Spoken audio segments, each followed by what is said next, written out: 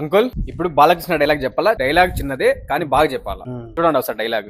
Appointment లేకుండా వస్తే occasion చూడను, లొకేషన్ చూడను.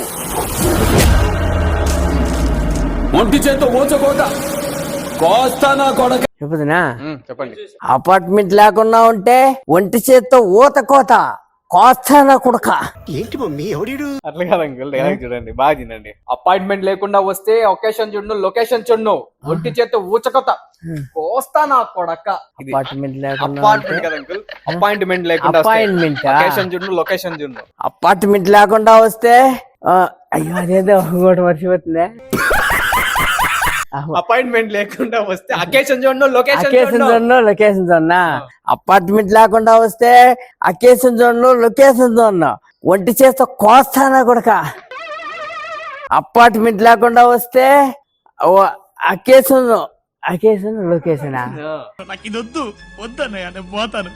అపార్ట్మెంట్ లేకుండా వస్తే అకేషన్ లొకేషన్ చూడను, ఒంటి చేస్తా కోస్తా కోత నా కొడక.